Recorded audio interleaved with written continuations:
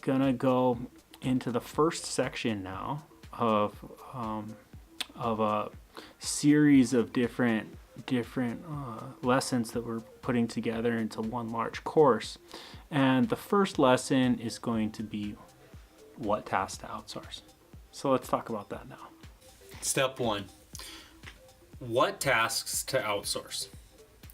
This is the first thing that you're going to want to figure out because you'll be hiring based on the tasks that are going to be performed. If you're not sure what tasks you're going to outsource, we recommend following this process. Perform an audit of your weekly schedule and identify any busy work that you could delegate to your team of virtual assistants.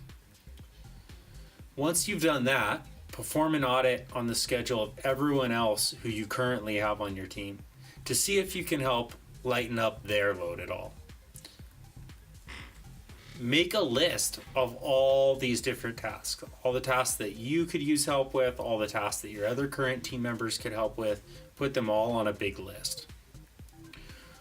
Once you've got them on the list, group the tasks into similar skill sets to help you determine how many specialists you will need. So, to explain this a little bit more, if you have a lot of data entry kind of tasks, group all those together. If you also have some programming tasks or graphic design tasks, then group those together as well. So you can get an idea of how many different people you're going to need to have on your team. It's advised by us to minimize the delegation of tasks to people who do not specialize in those tasks. It's normally just going to cause problems if you try to give people tasks that they're not trained or capable of doing, or if they're very overqualified for. So here's an example. Don't burn out a programmer with data entry. If you have a programmer who's capable of doing really high level stuff for you, try and keep them on projects that are going to keep them a little bit more challenged and not going to allow them to get really bored. If they start getting bored at their job, the turnover rate can come up as a result of that. So try and keep people in their lane in terms of what kind of tasks you're going to have them do. So don't burn out a programmer by assigning them to do data entry. On the flip side of that, don't expect that you're going to get a data entry specialist to be able to be a programmer. Don't try and teach your data entry specialist how to be a programmer. If you need a programmer, get a programmer. If you need a data entry specialist, get a data entry specialist. One of the benefits of working with virtual assistants is that the cost is much lower than you're going to find with a typical in-house worker. So you normally don't have to settle for one or the other. Generally, you can have both. Another example is don't expect a customer service representative who mainly does phone work to be an amazing graphic artist. They may have some skills in Photoshop, but generally if they're very talented at being a graphic artist, then they're going to be a graphic artist, not a customer service representative. When you try and fit people into places where they don't necessarily belong, it can cause issues, especially if you have really good people.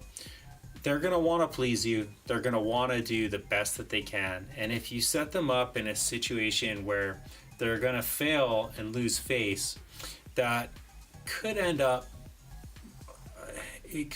really hurting you in the long run and might end up motivating them to start looking for another job.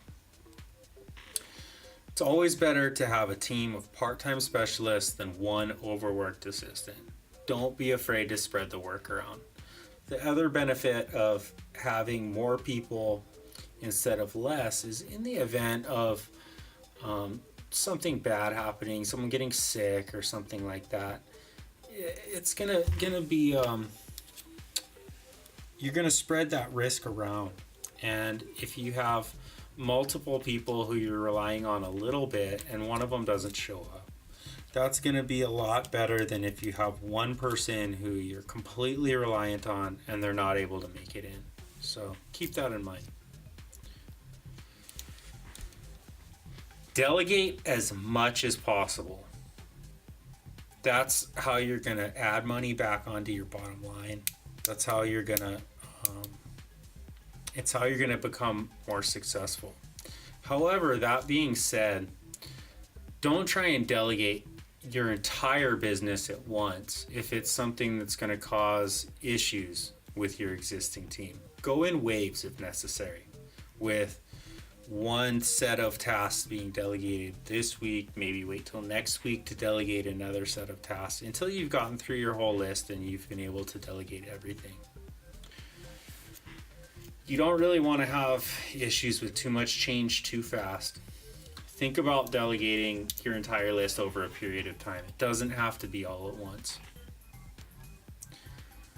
Once you've decided what task to outsource, you can now move on to the next step, which is hiring your assistant. So please move on to the next section and we'll go into a great amount of detail on some tips to hire the best assistant for your tasks.